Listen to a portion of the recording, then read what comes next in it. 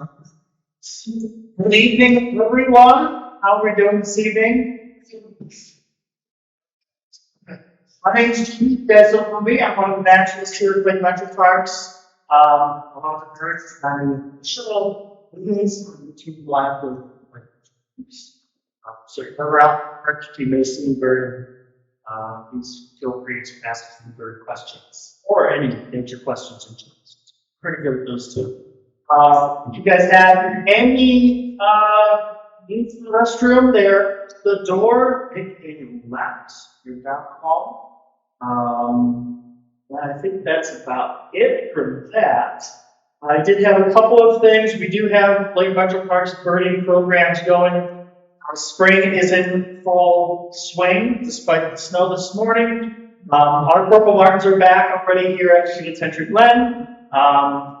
I've seen some other spring migrants, and my house friend has returned to my backyard, so they are on their way as well. In addition to regular bird walks, did want to mention on Saturday, May 13th, from 8 a.m. till noon at Lake Erie Bluffs is the 100 Bird Challenge. There will be multiple bird walks going on, spreading out across the bluffs, and we are going to see if we can find in those 4 hours 100 species of birds.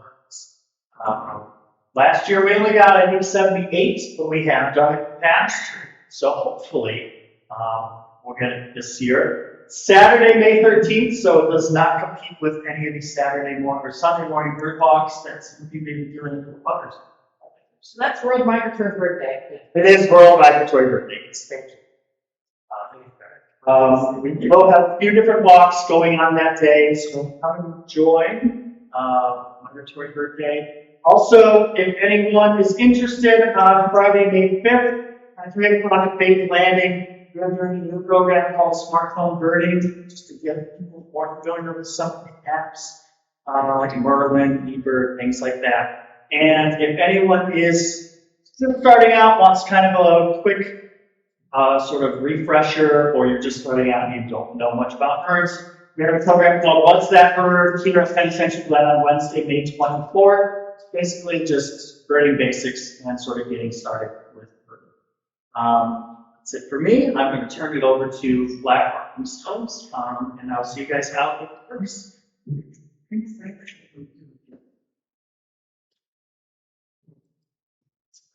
Yeah. Trevor is not here tonight. He is Blackbrook's president, and we had another commitment tonight. And my name is Marianne Wagner. I'm the vice president. And I should mention that we all have we have a small group and we have a lot of jobs. So we all do a lot of different things.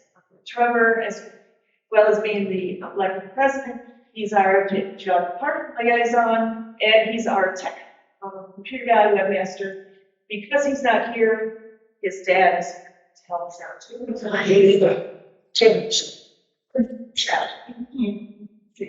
And I do, I'm vice president. I also send out constant contact emails, and I kind of fill in wherever we need something done. And let's see, the rest of the board, Marion is our treasurer. I should say, we are the current officers. Surprise coming up later today. Mary is our treasurer, and she's also our membership chairman. And let's see, Becky is our secretary, as well as our Mayor Marsh liaison, Dina liaison, and I don't know, she's been leading our spring bird walks and our IBAs. And it's Lori, where'd Lori go? Lori's hanging back there.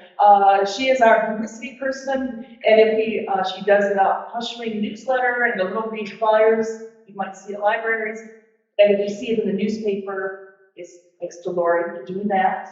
And and Debbie is our field trip person, along with Pat, who's not here tonight. And Tammy is our hostess that is doing the coffee and arranging for snacks. And thank you to everybody who brought snacks tonight. And Tammy, do you have a quick person to send around for? Okay. So we have one more chance for you to show up and So everybody to the exact day. Anymore? Yeah. Well, anybody into that. So, Tim, we have the third Tuesday in May that will be back here at the Penitentiary Glen, and our meeting will be on Claire.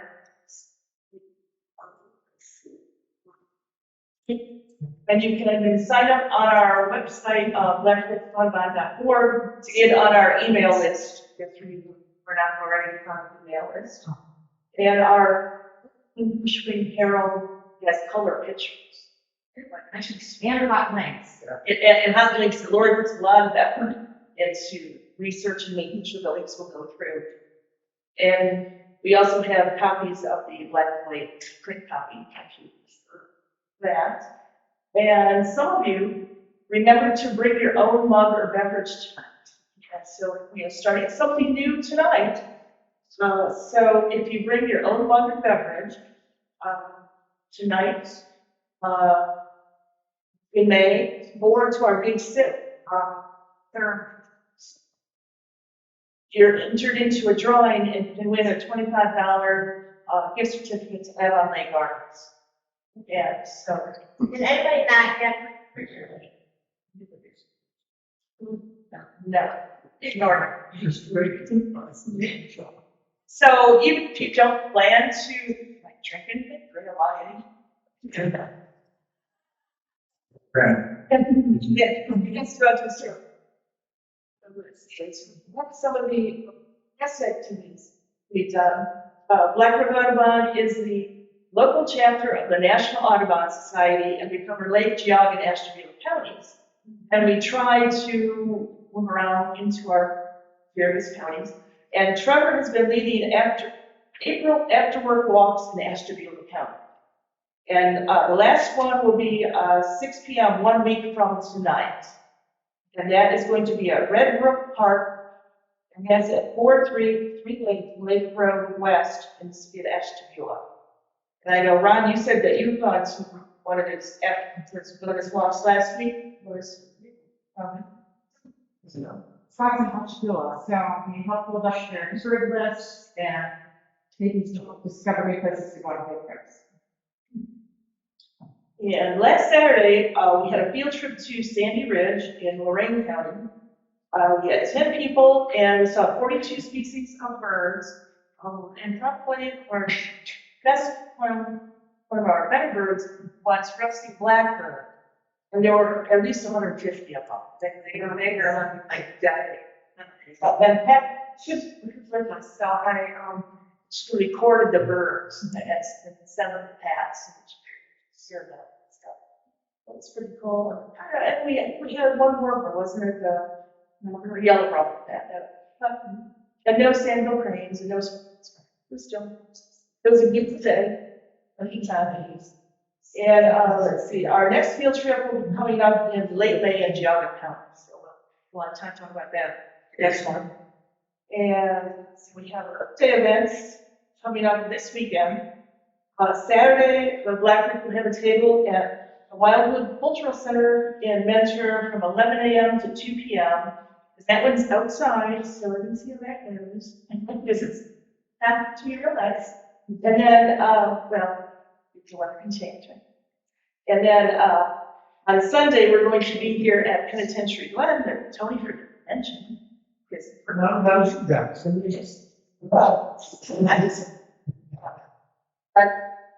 So Tuesday runs here at Penitentiary Glen from 11 a.m. till 4 p.m. And you'll be in this room. It's actually 12. But we see I'll write around. But it's 12 to 4, and the train should be running if all goes well. Then we can say 2 weeks from heroes. It's always fun. That. Then we have our spring bird walks this past Sunday. Do I mention? Yeah. It was beautiful, warm, warm. The first spring board walk in the morning. That's like 60-something degrees. It's 7:30 in the afternoon. 20 people with the bus, and United Species Bird. Yeah. But we have the best bird walks, free bird walk location, all the great free areas. We typically have thousands more. We live on most of the locations we have birds before we go. Okay, so we started at the north of the lake, shooting pond, Florida, Humboldt Trail, and shooting pond from Blackbrook. So you can go to the lake from Maine. We've got a little grass down the Hills Road, and then to North Side, shooting pond, Virgin Wetlands, and State Park. Development of some regular doings. 61 species is pretty fantastic. We have lots of years, for lots of us. We're going to get features, yeah, other home warblers, yeah, pine warblers, fish crows, blue egrets, Northern Garlands, what else? Purple fin. Okay, that's it. I think it's only a month, too. Sure.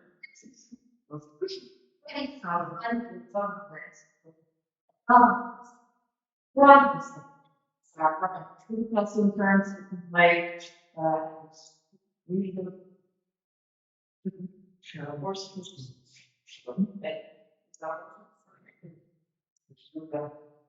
So, we can meet next 5 Sunday mornings. There will be some person reading.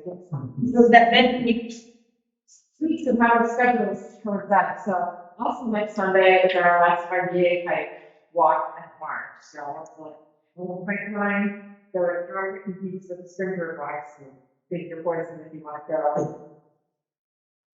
Which is great. But it's nice to see that this west end of March. We're still just like that sentences, but 8 a.m. at the gate at Hood Ridge and Forest. This is Sunday, the 23rd. What else? We do birthday hikes in March also. 10, 1, and 4 will be trail from Dutch. Pretty fast, it will be cameras.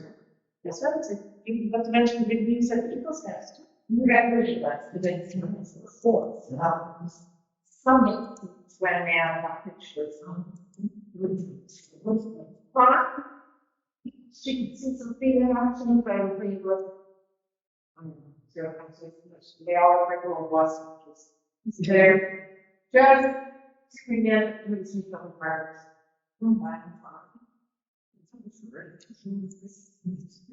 Yeah, the bike tour tickets. We have some complete up in front on Saturday, just in National Library for my birthday. Saturday is Thursday, but we're going to bring March for Blackbrook. First class, we have another showing. Well, I with my certificate after the swim areas, so we will have street vests, some pickers, and bags, and buckets. Together. 6 what? No, I shouldn't come. They left Thursday, so we'll be like, 2. If we have enough to do it, get on the safe parking. And the residents of that is herbicides and they want my hands to go. And as I mentioned before, we have our list of officers, but we have to have an election tonight for our next term that will take effect July 1st, run through June 30th next year. So, Pat, would you like to read the nominees? Anybody can nominate herself, right? I didn't do it quick. Anything? Who's been nominated to do this? Somebody shoots the front row. Okay. Say these, all jobs look familiar and all the names look familiar. But anyway, we have here is Andy Donaldson for president, Allison Huey for vice president, Marianne Williams for treasurer, and Mary Ann Wagner for secretary. So. Yeah, Oh, yeah, thanks. So, improve the roads. Running from farm. Yes. All right, so this is some gas suspension. And plenty of stuff. Let's see, I have door prizes. And I think somebody came in after I, so it's not that little white ticket. I said, did you get one? You think, so Brad gets.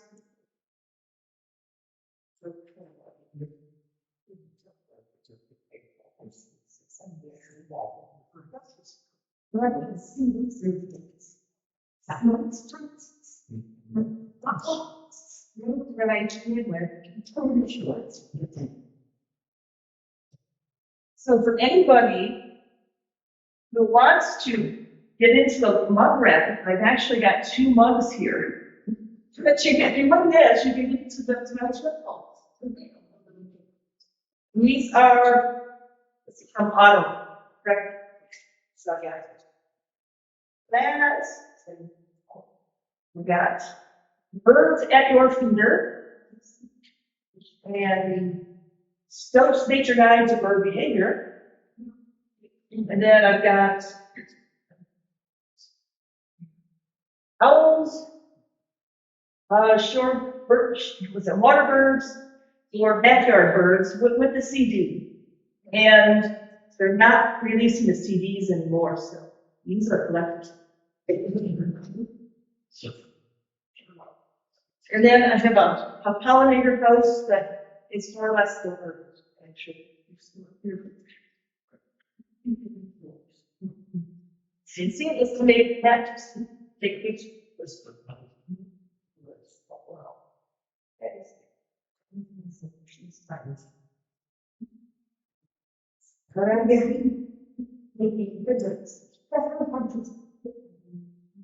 Right.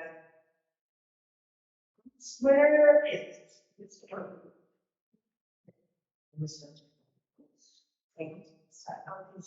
Test numbers 031. Seriously? Come on up. It's fixed. Kids. Ready? Ready? Spinner.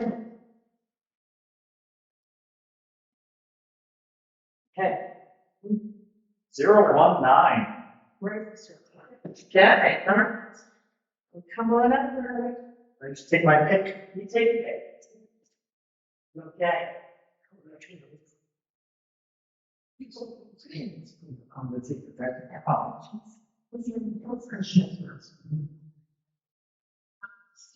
That's not. 013. All right. So, or what?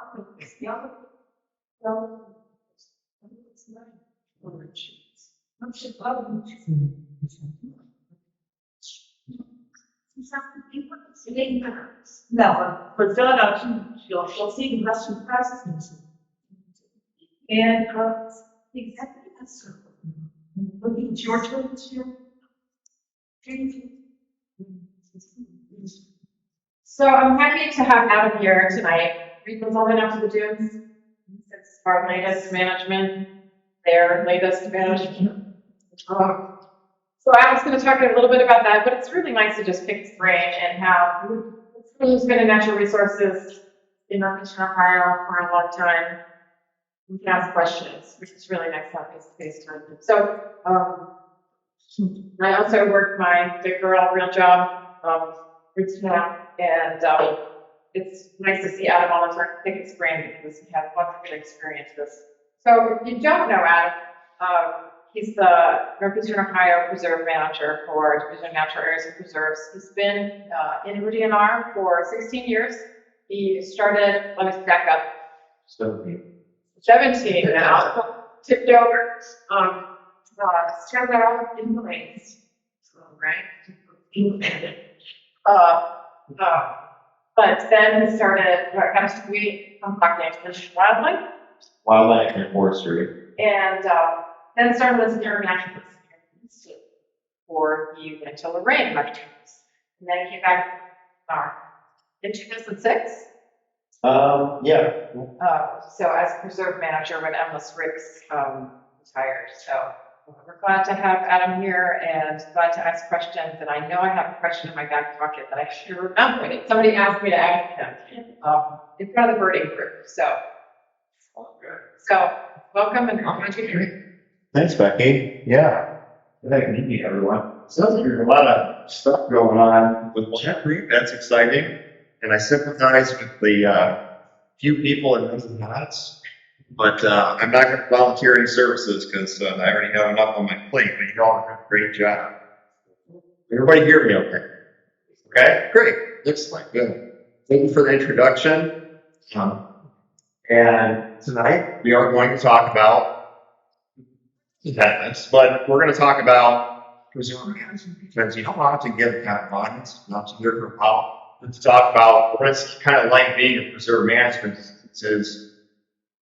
It's one of those places where kind of you just have to deal with everything. Some preserves, you have a few issues to worry about. It seems like it comes together because it's such a popular spot.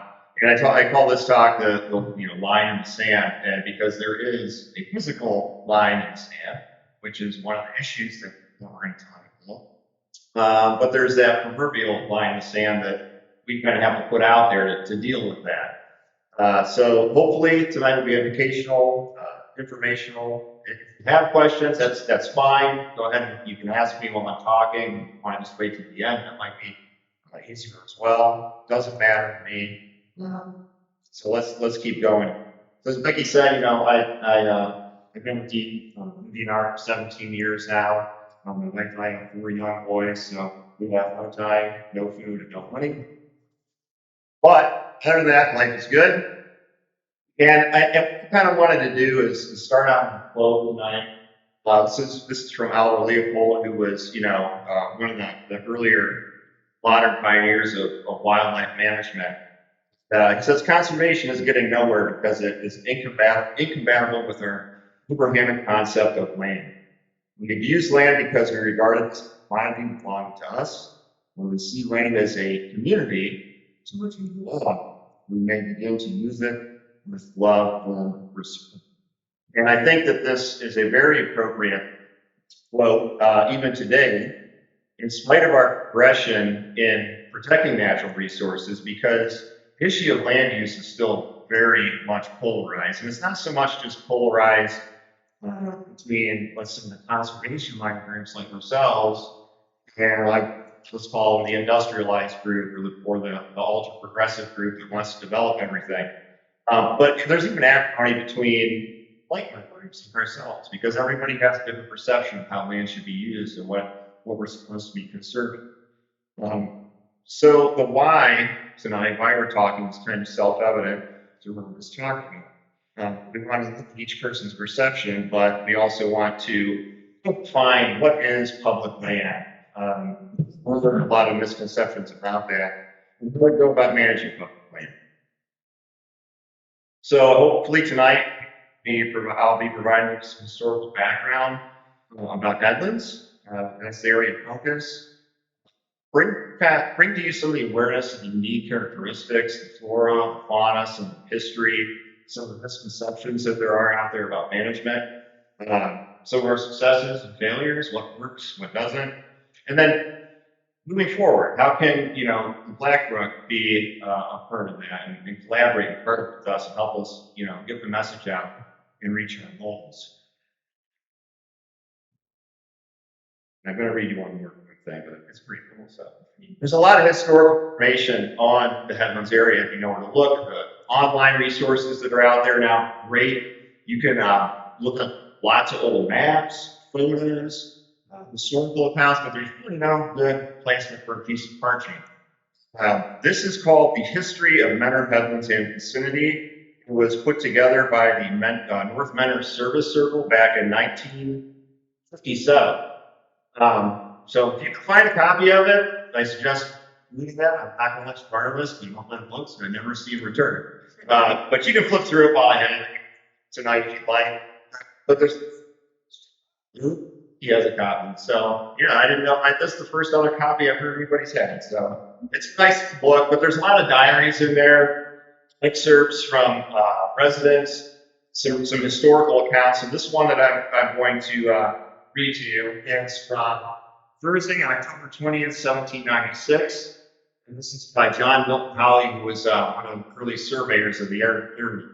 Started half after 6 in the morning, no wind, about 19 miles by the lake shore from the Cuyahoga. A creek comes in, which forms a large marsh, 9 mile long shore. We all know that's not a marsh. And on average, 100 rods wide. 27 miles comes Grand River. The stream is almost always a good harbor for boats. The outlet of the lake being about 2 or 3 rods wide and 2 or 3 feet deep, just above the sandbar. Made by the thrashing of the lake, the river is nearly 20 rods wide and the depth sufficient for large vessels to anchor. It continues its depth almost a mile and is navigable for any boat 4 miles from the mouth up to the Indian settlement, where there are rapids which now obstruct the passage, but with some expense it might be navigable for boats a great distance, I suppose 40 or 50 miles at least. So this excerpt, along with others in the book, it really describes a different landscape of what we see of the Headlands today, does it not? And as well, it's clear from these descriptions of these early land surveyors and explorers had a reverence for untamed nature and wilderness. It was short-lived because he's talking about how this place is going to make a great place for lots of ships and stuff to come in. And that's basically, what did happen.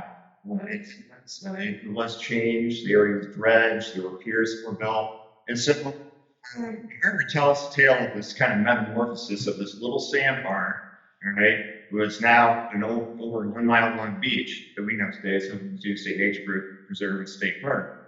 And I doubt back when this was written in the late 1700s, that people even imagine ships of that size coming in and out of the harbor. Kind of neat to think about. So Headlands is, the story about Headlands goes back somewhere over 200 years ago, when those early surveyors and engineers began to kind of lay down plans to build the harbor. And it began with the construction of two piers, if you will, that flanked the mouth of the river, and later developed into a more complex breakwater system. So you can still see where those piers are today. I'm going to show you a photo of that near the Morton Salt Mine on the west side of the Grand River and near 2nd Street in Fairport to the east. But I want to show you a few old maps. This one here is from 1874. And if you look closely in the red section towards the mouth of the Grand River, you'll see the lighthouse up there. There's 2 little lines flanking the left and right of the mouth. And this other map from 1898 shows it similar, but I wanted to zoom in, and you can see over here a couple of 2 outlines. One's watertight line, the other one says shoreline before piers were built. That gives you kind of an idea of where the natural coast of Lake Erie once was prior to those first piers being built. And those first piers were probably laid down prior to the Big Break Wall, which is like the western Break Wall. So those were probably laid down early 1800s, probably, let's say 1800 to 1820. So sand was already accumulated before the Big Break Wall was built. And so it's this combination of natural forces, the sand, the water, right, the wind, and man-made structures that changed everything to what we see today. And so a lot of times we say, well, when you improve shoreline like that, it's not really, we don't call it improvement, it's usually detrimental to the landscape. And it normally is, but in this case, it's been a benefit, which we'll see here later on tonight. What's interesting here, you can see the different pillared and dashed lines here. The one furthest to the bottom of the screen, that's approximately between 1825 and 27. I actually think it's a little earlier than that. And then it kind of progressively, through time, moves up 1876, 1937, and then that last line is 1975. So the rate at which the sea accumulates is somewhere around 12 feet per year.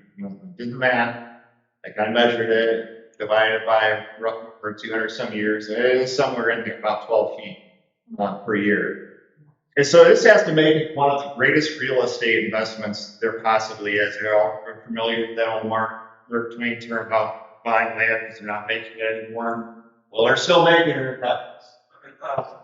This is a great investment.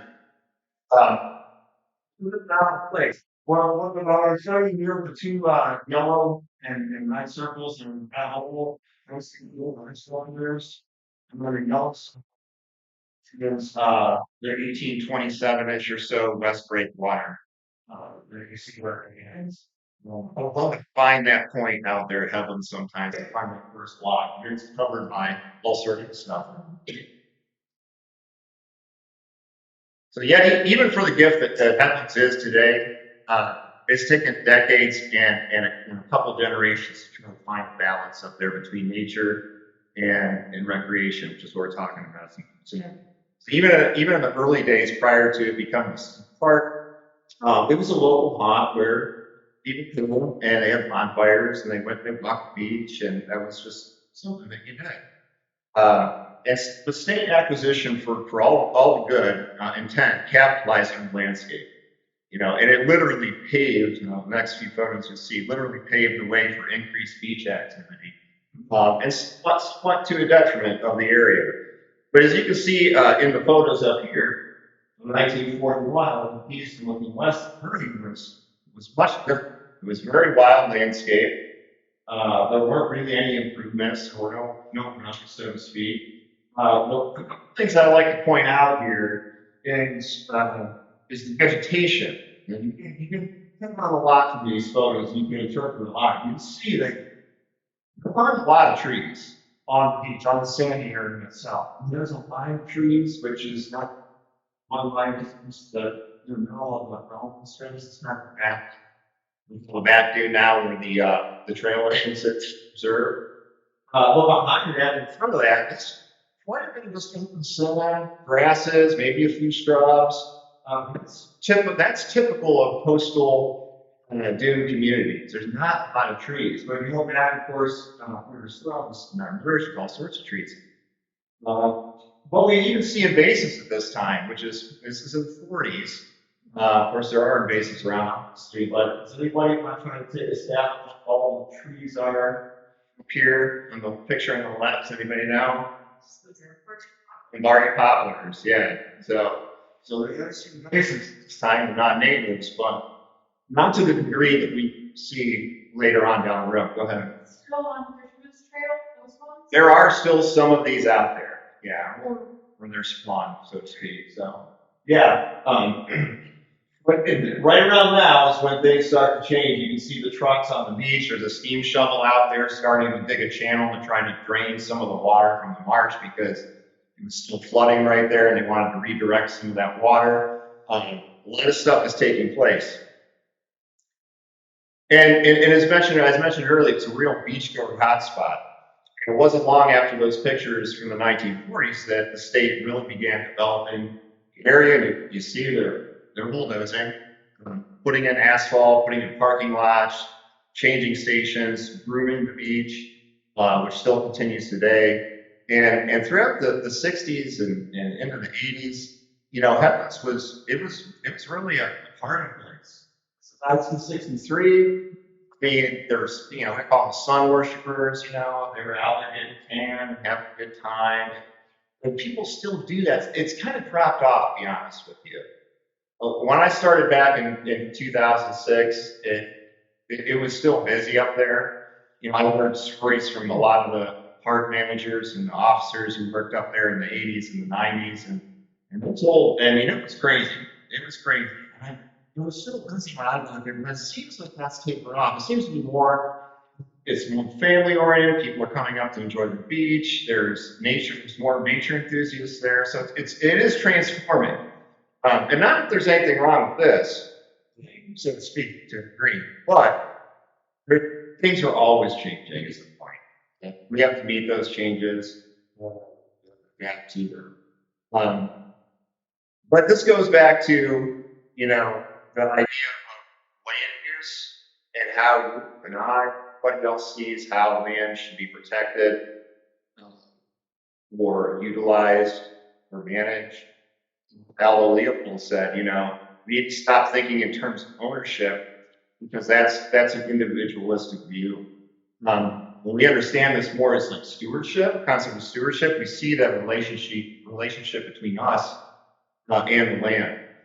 And that's what we're doing as an agency. We're just trying to perfect stewardship between the land for the benefit of people and the resource. So, who owns Headlands?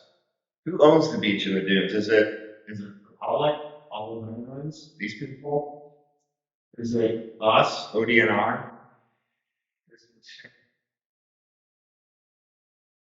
Matter? Yeah, maybe it does, in a way. And what I like to describe is what many of us call public land is something akin to a stock. Okay?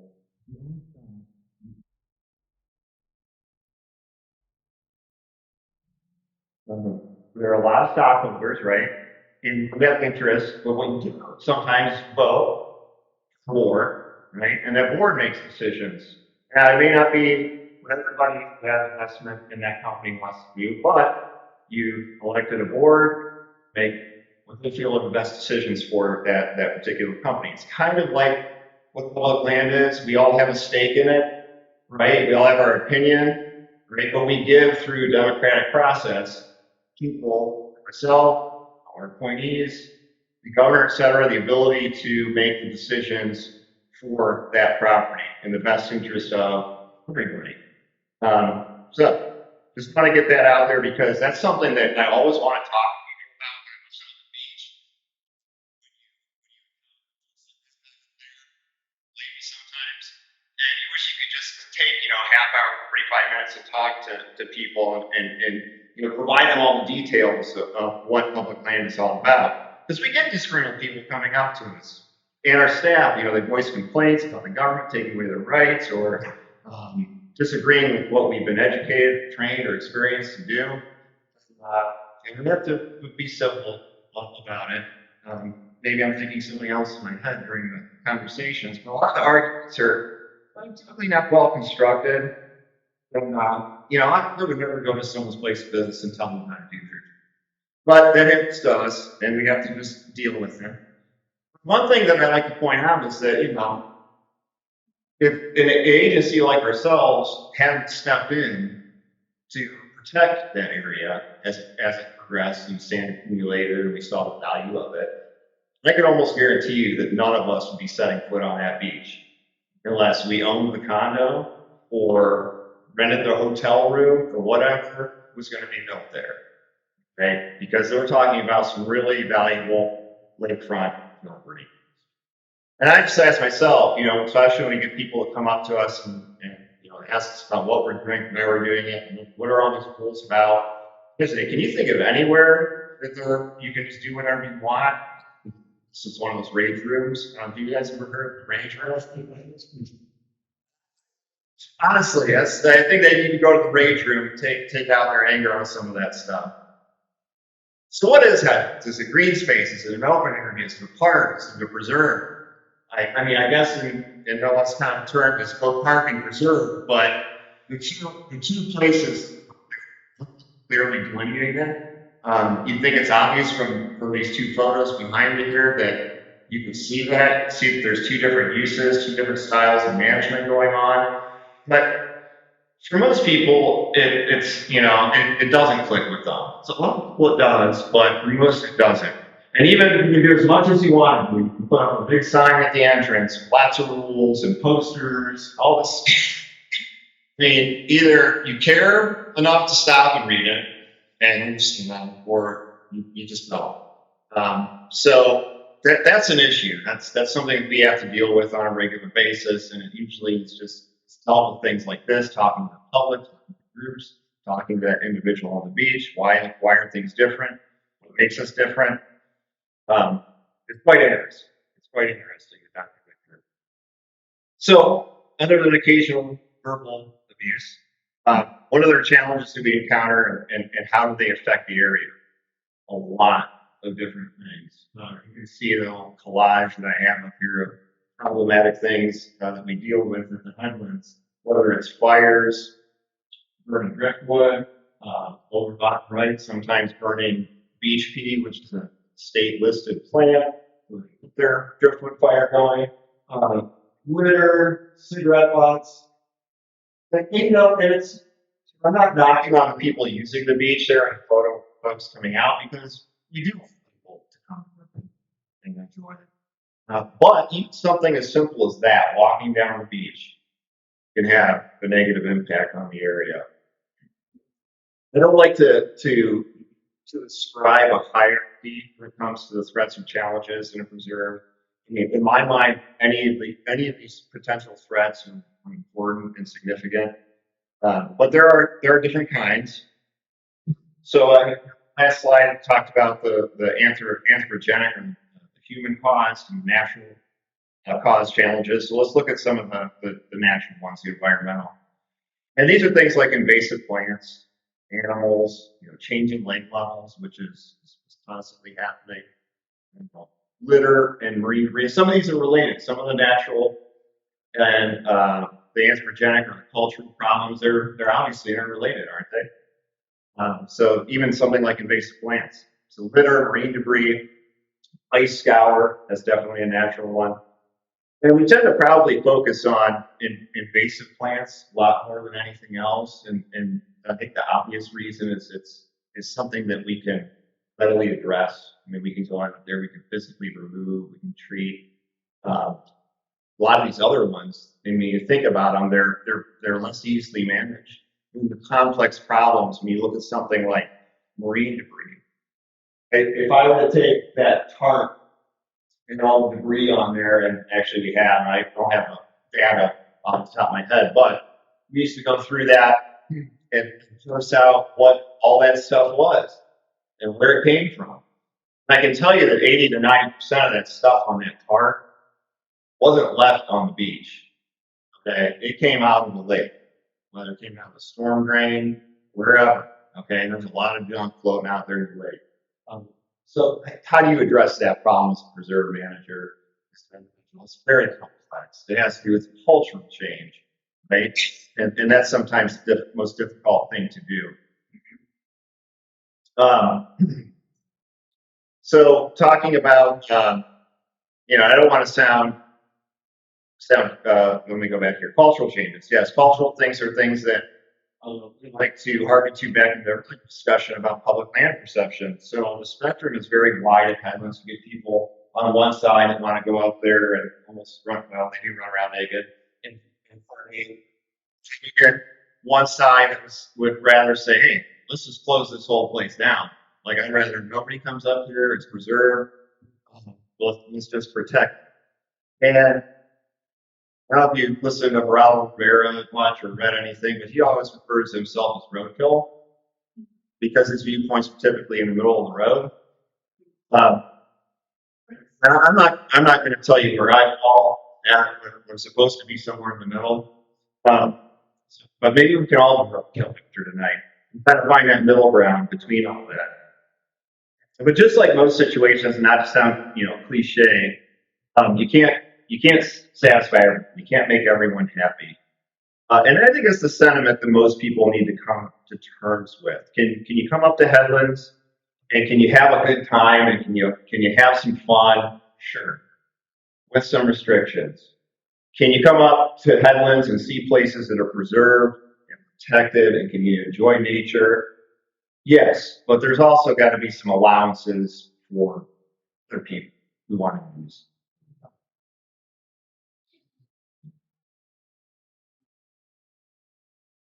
So here's another great kind of few pictures. No, I should not be in front, so that's all right. This particular photo here, it shows us like one of those cultural issues where we have tried to stave off people's, desire to kind of just walk wherever you want on the dunes with a small pool. And this is showing where it's almost towards the end of the east end. And there's this tiny sliver. Well, it's bigger now, but there's a tiny sliver of vegetation. And somebody just had to go through that spot where they could walk 10 or 15 more feet, you know, and going around down the beach. But you can see with just that little bit of foot traffic, what we do, the vegetation there, where we got a beach pea, beach grass, and seaside spurge growing. I mean, it just tramples it underfoot, and it eventually just kind of gets completely dusted.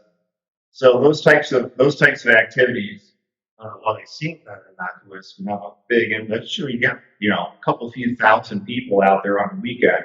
Imagine what happens. And it really doesn't matter what you do in the end, as far as like putting cables out, putting signs out. As you can see here, from people, it just makes man water signs out through the beach or the woods. And then that's going to happen, but there's a lot of good that happens out there too.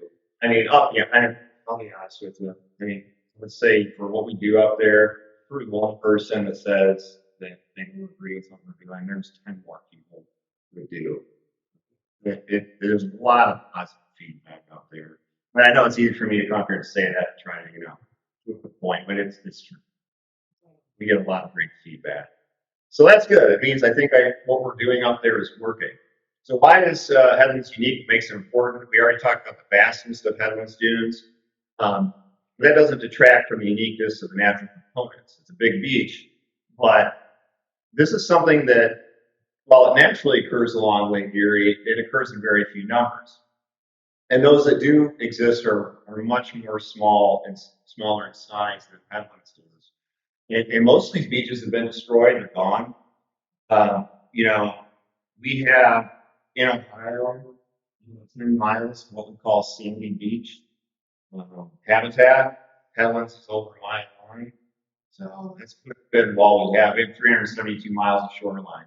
If you want to see this now, I'm going to call frame C back here, but the color matrix on the map here, the blue line is single habitat. These are short of Lake Michigan, and you can see that it's pretty much all of them. Lake Huron is about southern shore Superior and some parts of Huron, but Lake Erie, probably. There's not much blue. There's a little bit. But that's portion. So you have this very small, kind of unique area on Lake Erie that, yes, while it's partially man-made, it's still really unique, beneficial, rare, and there's a lot of good stuff that's come along with it. Some of our rare species, some not so rare, but nonetheless, you can share if you like my photo credit. That's me. First coming, we're going to talk about that because I know everybody wants to talk a little bit about piping clover and what we're doing up there. But many of these, especially the plant species, they're naturally endemic to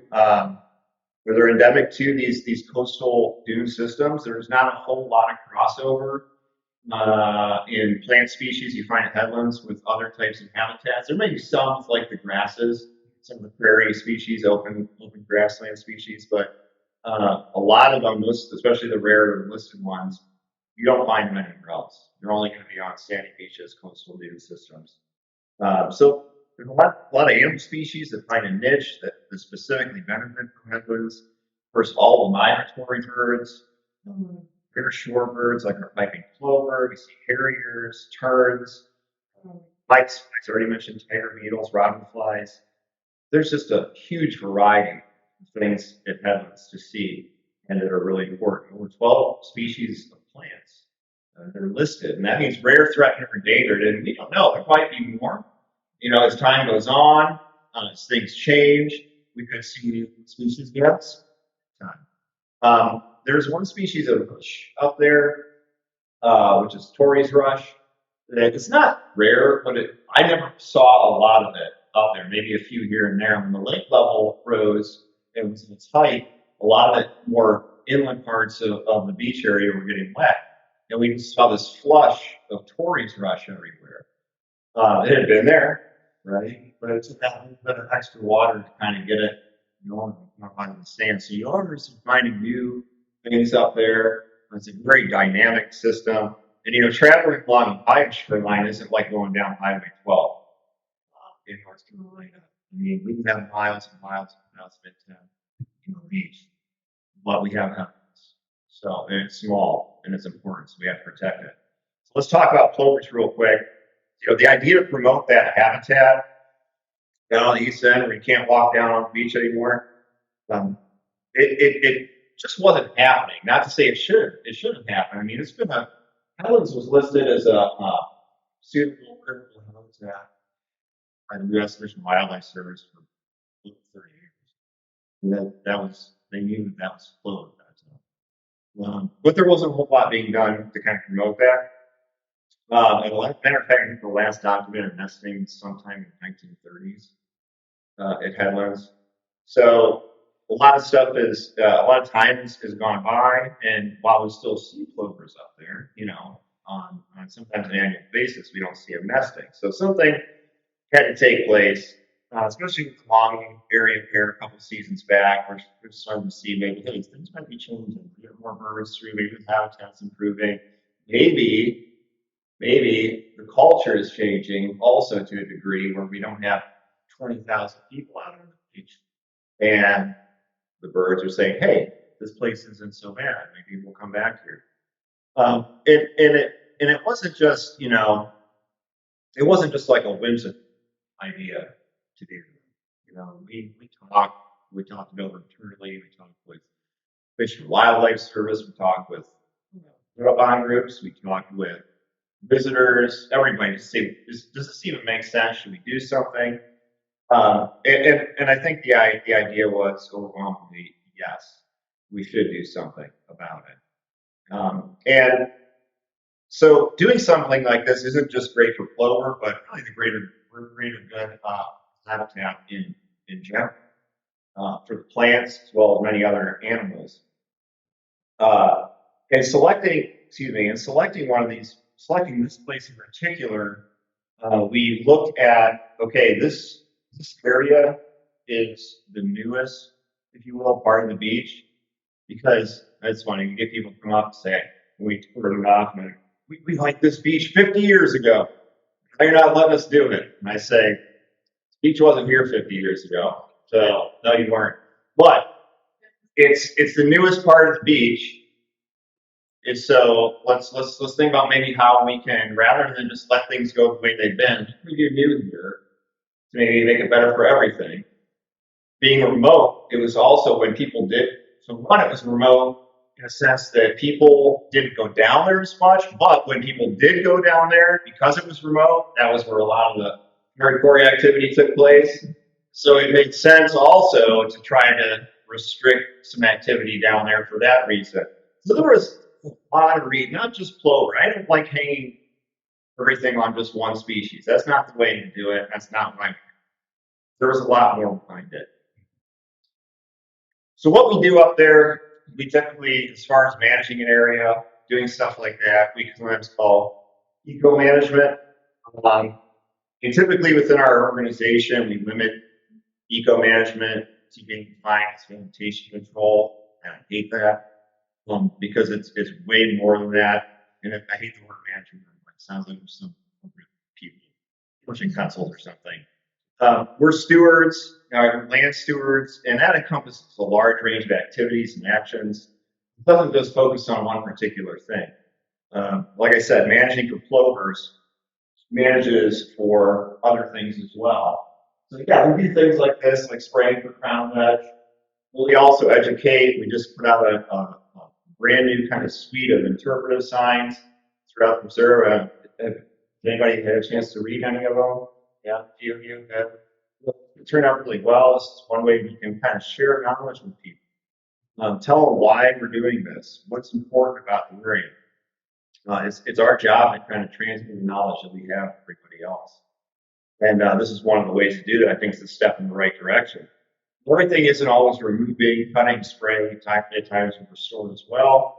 Working with groups like ATEX, vocational school, their horticultural class, to remove invasives and then transplant and plant native plants and have them propagate some of those for them in their greenhouse, of course, in their greenhouse, is a way of doing that. It's a way of teaching people about why it's important and why what we're protecting is valuable. we need to be more than just an end user, right? We do. A lot of times we take things for granted on a daily basis. We just use it because it's there. We need it. We like it. That's our interest. We don't take the time, myself included, to just think about how it works, why it works, all the work that goes into making it work. And that's the point I'm trying to get across. I think if we're not managing an area that we're responsible for, we're not doing a job. But beyond that, opening these areas to degradation, threat of degradation, those natural and cultural challenges I talked about earlier. The things that we've done for the most part have shown positive results, whether it's cordoning off that east end, or installing the interpretive sign, construction of more accessible walkways like the boardwalk to kind of focus traffic through the dunes. And the amount of people as I'm walking out there that would just come up to me and say, this is the best thing that you guys have ever done. I had people come up and say, we haven't been able to the lake the last, 5 to 10 years because, they had a hip problem, something like that. And now we can come out to the lake again. Those are the kinds of things we're working to do and to improve upon it, to provide people. But something like, the cordoning off of that restricted area and getting people used to that and positive about that is also something that just takes time and repetition and leadership by example of folks such as yourself if you're out there. So let's just talk a little bit more about that briefly, as you can see, because like I said, a lot of people were upset when we started to do that. It is a small portion of the beach, and it is the newest part. We built years ago when the preserve was dedicated in 1976. Reach actually came up to that first angle in boardwalk. So it's kind of interesting just to see how much sand is accumulated there. But like I said, it's not a large area. It's quite small, and I think it's fitting what we want to do. All right, so here's some photos of this is right after. This is the season after we put the cable up. So I put the cable up in November, or the signs up in November of 21. So this would have been spring, summer of 22. And all of one, there's driftwood. So that is not cool. Normally you go up there and it's just, there's no driftwood, everybody's collected it, or there's been early spring bonfires from kids, getting out of school, going for partying. First you see driftwood, that's positive. Now what do you see around the driftwood? You see this lighter color, colored sand that's on the back side of it. That is how dunes form. So even something as simple as the driftwood being there for that matter, affects what is happening in Headlands. It affects the ability to build dunes. Therefore, it affects the ability for the vegetation, the rare vegetation that's up there to grow and propagate. And that little green plant that you see behind that first log in the foreground there, that is sea rocket. That is a state listed species. And we didn't plant it there. It just came up after less than a year maybe of people not using that area. So we know that. I do apologize. I'm going to show you some of these pictures on this slide because there's some better ones than this. We know it's working because we see all the vegetation coming up in areas where it was just barren sand. Almost every species that came up that first season was a rare species. So we had purple sandgrass, we had sea rocket, we had woodland, we got sea sun spurge, tons of different stuff. So it's there, it must come out. We just have to give it some room to grow. So as you know, this is dynamic areas, as I've stated, nothing really stays the same. So we're always having to readjust and reassess our approach to what we're doing up there. So there is methodology behind the madness. And you can see it in this picture here, cable. This came in this past fall, I think it was. Yeah. And the beach of the lake level's coming down. is actually why natural accretion is occurring as well. And you can see the line, where most of that area of spring vegetation is where people have been recreating, laying down blankets, just walking. So we have to make that call and interpret what's happening in nature and say, okay, well, we keep letting that beach go, don't do anything, it's just going to become more crowded. People are going to keep walking along this beach and vegetation stuff. And we'll put this cable out, 15 or 20 feet from the leading edge of the foredune, to allow some of that vegetation to continue to spread out. And that's also important for things like plover. I mean, plover, I have to say the vegetation is bad because I'd be contradicting myself, but they do like spruce vegetation. So, when we do stuff like this later down the road, we may clear out some areas to give them a little bit more kind of like less vegetative-free area for their nesting. So there's always kind of little intricacies you have to be paying attention to when you're managing dunes like this. And there's so much more. There's so much more that's going on up there, things that we deal with. I mean, I don't have all the time in the world to talk about it, but you can see that there are a number of factors that we as managers have to take into account. And it can be difficult at times, but it's also rewarding. We see things like, the vegetation growing in that area. It says we're doing something right. It says we're working to protect native plants, we're protecting rare shorebird habitat, migratory bird habitat. It's working. So moving forward, what's next? See, Headlands is always changing. So maybe something completely different. But what we're going to do, we're going to continue to follow the facts. Follow science, follow opinion as well, because we do want to take in, account everybody's perspective. But it's going to be, in the end, it's going to be for the protection of and the benefit of all, meaning all people and resources, nature. So the hope is we can have, the people who really value Headlands like yourselves be our ambassadors, help us reach those goals, whether it's through volunteering. Volunteer with us.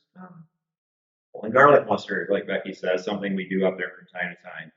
Monitoring, you can keep an eye on the place, not only people, which that's fun, but also monitor what's happening, ecologically. If you see rare birds up there, tell everybody. If we see plovers, let us know. I don't even care if it's not me. If you want to let, the Plover Conservation, that's fine. Just report it. We need to know when this stuff is happening so that we can make the right decisions. If you do see things, report observations, violations. I'm not saying you want to get out there and eat citizen arrest or something, but if you seriously though, if you see somebody walking down the beach, let me put this in perspective real quick.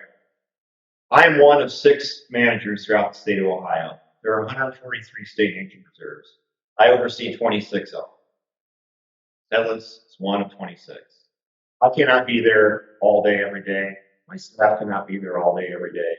We need people to help us, okay, to get out there and just, if you see someone starting to walk down there, say, hey, just, I don't know if you saw the sign or anything real quick, but, this beach area is actually closed for plover. And the funny thing about that is, to me, beach closed means beach closed. Not, well, I can walk the water's edge. It is the entire little area down there on the east is closed. We just try to do it with kindness. Educate them, tell them, hey, this is why they're doing it. Did you know that we've been seeing plover up here? They haven't nested in Ohio for almost 80 years until mommy.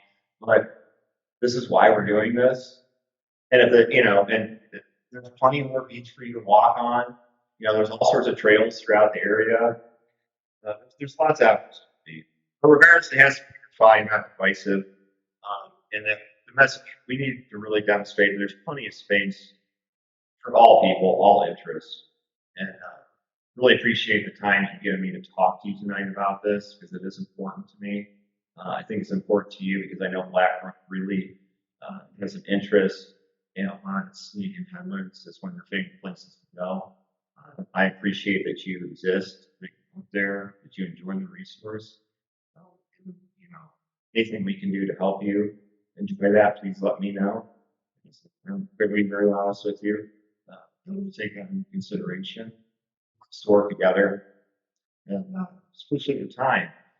That's all I have.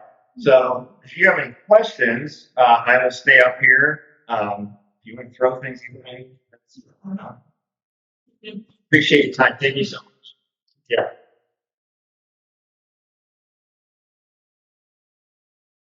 I have questions, sir. Yeah. Would you tell us a little bit about two new man-made features up there? One is the entrance gate, brand new, Yep. that, and two is that new lake at the west end. Sure. Yeah, so he was asking about the entrance gate and then what we call the wetland restoration project. Now, to be honest with you, those are ODNR projects. They are state park projects, so they're not nature preserve DNAP projects. We do have a hand in it with recommending vegetation they're planting. Is the first question about the gate.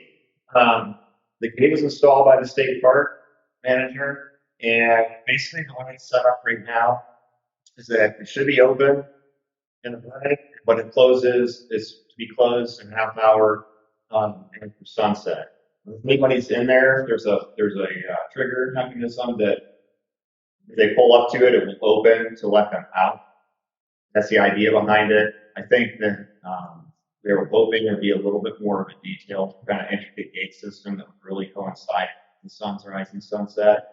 But for right now, that's the best that they do. Yeah.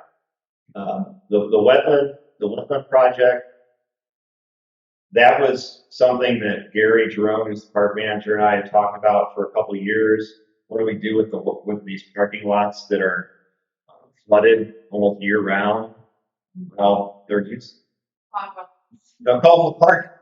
Well, the parking lot now sounds better than sand dune wetlands. It's, I think, what they're going to call it. But anyway, that was decision to say. Going back to that picture from 1963 where there were tons of people at the beach. I'll tell you right now, 10 years ago, those lots were never, they were never full. I only one time in my career ever seen that park jammed to the max. And that was because there was one of those flash mob Facebook daily things where everybody shows up. Other than that, those lots have never been filled to capacity. So having those lots taken out, utilizing the hydrology that obviously says this wants to be wet, makes sense. And I think all that stuff makes this done. Yes. Okay. Another couple questions. What happened to the structure that was on top of that gate? I went there one day, it's like, and I said, something else was here. Well, if you want to see parts of it, you can visit various preserves throughout my district where the wood was repurposed. We took it off, and that was not 100% my call. It was also part of my boss's decision. When we designed that originally, I don't think we paid enough attention to the design, and that pergola structure looked a lot less intrusive on paper than it did when it was built. And what I didn't like about it, and I know that's my opinion, so too, and the opposite, is that when you walked out of those woods from the parking lot, the first thing you saw was that. And anywhere you went in that preserve to try to get a photo, to anything, all you saw was it just to us it detracted from the natural aesthetics of the preserve, and that is why I took it down. Okay. And then my other question was, do you still have a walkway next to the break wall to get to the lighthouse? Yes, thank you. Yes, excellent question. Yes, you can still walk out towards the lighthouse. Okay, we have not restricted access down to the beach. It's just not on the beach proper. And as far as like the break wall is concerned, that is not the state's property. The break wall is owned by the federal government. That's the Army Corps. Now, for those of you who may not know this, that is not a recreational break wall. They have categories of break wall. Recreational break walls, they improve them to make them accessible. This is not a recreational break wall. People use it at their own risk. Technically, they're trespassing, but we have nothing to do with that. Yeah, but you can still walk down. Yeah, go ahead. Take off from that, Mhm. that path that kind of parallels the break wall. From the boardwalk to the break wall, there's this short path right along the tree line. Will that remain open? Yeah. Okay. Yep. Like connect, Yeah, okay, yeah. and it's, present administration in Columbus saw it proper that they can drill on state park lands now. In fact, you guys are, Not that I've heard. I haven't heard anything. Oh, state of the minimum rights under Headlands Beach. Oh. And we're recognition and that falls. That's a good question. I don't know if they do or not. I can't tell you for sure. There we go. Anyway, this is one of the photos I wanted to show you guys, but there's another, this is what we call infant dune behind that log. This is like a few months later, believe it or not. But all that other vegetation started kind of coming out. Pretty cool, right? Yeah. So anyway, yeah, another question. Somebody asked me on our group walk that they told me they weren't going to be here today. It's about the new weather. Okay. They thought Gary said something to the effect of that he's going to keep it at about a foot higher than lake level, and they wondered what the construction method was or how he could keep it up. So question is there anything after that? Is it super minor or is it just going to be lake level determined? Yeah. We It's don't- all Lake level not dry. could if the lake level goes low enough. The weird thing about it is, right, so like right now, while there's water in there, that elevation of the surface of that water in the wetland is higher than the lake. That only has to do with soil, basically, and percolation rate. I mean, it's not gonna fall immediately at the rate that the lake is, but yeah, as the lake goes down, it will go down as well. I think the fun, what he's trying to do is there's some way he can manipulate the water, like scooping it, one box. I doubt it. And to be honest with you, I would say that's unnecessary. Even the small pond that you all are probably familiar with, it's in preserve, that gets drier and shallower at times, and then it fills back up, and it really doesn't have a great effect on any of the ecology. It's just normal. Those swales, they do dry up over time. So, yeah. Yes, sir. does the height of the marsh have anything to do with it? It's higher than that area. Oh, Is it filtering water down, flood that? yeah, the water. So on one of those pictures, if you, I didn't point out, but the actual Blackbrook, at times it would go north and go right into that Headlands being built. At times it would actually divert to the east, go to the Grand River. So there's a well, I know what you're going to say, Becky. There is a natural force, if you will, for water to go that way.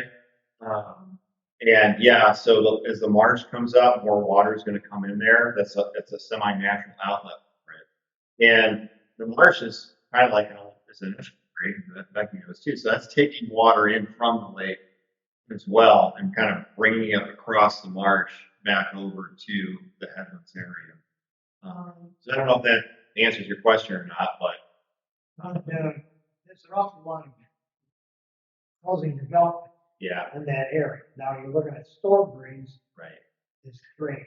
Marsh. Hopefully not, but yeah. I mean, that's a great. I don't know, like place like Marchview Landing, where they should be going in the storm sewer, and hopefully the storm sewer is not going right into the marsh. But that They said that's my book. It's in the small forest. it does. Okay. Yeah, we ran into a situation like that with one of our preserves recently as well. And to be honest, a lot of that should be caught in county planning. So there's a county planning meeting coming up for Portage County Thursday night. No, anything to do with Lake County, obviously. But so those types of concerns, those need to be addressed in the county planning office. And when we say, like, if there's development going in, building going in, where's the retention pond? Where is the stormwater going? Because they'll just do what's on the plans and they'll approve it if that's what they want to do. I mean, if nobody says, okay, here's a concern, they marsh, there's a lot of weird stuff in it, or, you know, we're concerned about influx of nutrients, litter, whatever the case might be. So that could be part of the problem. So there's more runoff coming into the marsh as we develop around for certain. Yeah. Becky? Walk, route, coming around the roads in Chipping Pond, in the state park, and new wetlands, and from maintenance shop. Right. That small area, Chipping Pond is coming north to where the new wetlands are. Yeah, natural flows. I don't know if you guys have been doing this before, we get time to get through that area. Yeah, sure. Yeah, I got a couple of pictures at home from, I don't know how many years ago, but where the new wetlands is, there's two big channels where the water washed out right into the lake. It dug its own channels. 2006 flood. I have pictures of that too. That was one of the most impressive things I'd seen. They put those new, snow piles out. Yes. Speech. Yeah. And when they put those new sand piles in, they made sure to leave that area open so that happens again, the water will go out. What's the source of the strong smell of sewage every time there's been a lot of rain? That sewage. So. So in decomposing cement determined, the steep part, we're driving the other day, we smell. So I mean, it was also. Right. But I don't know, between the two routes, in the state park, and how much the swale now, and it's filled with water, I didn't know it was just stinky, decomposing, like a smell. I mean, there's a possibility, but if it was after a high rate event, the more likelihood is that stormwater overflowed into sanitary and you get nasty stuff. They don't put bump on that. Yeah. Is it coming from the lake or marsh? I don't think it's coming from the lake. I think it would be coming from inland, but I can't quite honestly tell you. But I've smelled that at times too. Yes. Yeah, I think sometimes when you get a good south or southeast wind, that you pick that smell up, so it's coming from somewhere by there. Yeah, because the wastewater treatment is over near the lagoons area, right? Yeah, it's So you get that, if it was the south wind, you'd get that coming right up through the marsh. There's a lot of Grand Earth. Oh, yeah, And so right, yeah, yeah, yes. Use the fisherman's pumping water at night. If you want to go out and check out a meteor shower or Realis, which was around weeks ago, whatever it was. It used to be that you could, is it still? So what Cracking down. well, what the old rule was that if you were listening on the Great Wall for hours, that was a legal activity. So you could be in the area after closing time doing that legal activity. Two things have changed. One, whether or not anybody will admit it or not, the law has changed within the LDNR and Headlands that fishing is not one of those legal activities now after closing hours. I'm just letting you know that is the law. I don't know who's enforcing that. That's not I'm just telling you what the law was changed. That is not a legal after hours activity anymore. So anybody who was not fishing, even before the law changed, was not supposed to be on park or preserve property 1/2 hour after sunset. Okay? And that, and I realized that'd be a really cool place to go see stuff like that. But if you don't have the people out there to take care of that and manage and supervise what's going on out there, it becomes problematic real quick after hours. We have so many fires out there that burn up all of the driftwood on our beach for people going up there after hours. And it's like, I'm sure someone like yourself, myself, our intentions are good. We go out there, we're just there to do the nature of observation. But being what Headlands is as a beach, it just invites all this other stuff. And a lot of our parks and all of our preserves for that matter close 1/2 hour after sunset. Now, stop, keep going here. We do programming. I have had programming after hours at Headlands, very poorly attended. We are going to have a big astronomical event next year. May not be, it's going to be at night, but that will be potentially a time where we have some evening stuff even after the eclipse, just to get people out there to do that. I think it's cool. I think there are ways to do that, but you have to have the people to manage it. But great question. Yes, I saw another hand. I'm sorry. More hand. Yes, ma'am. What was so the Easter Island Beach is really close, has a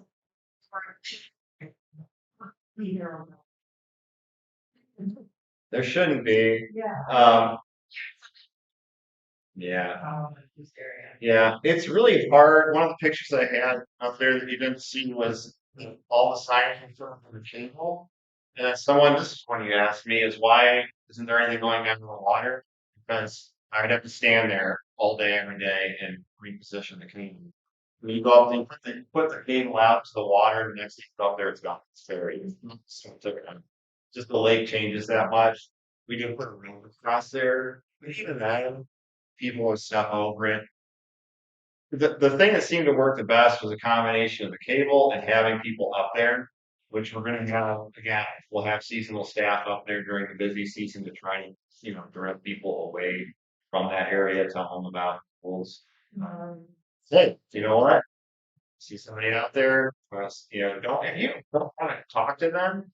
They're technically trespassing.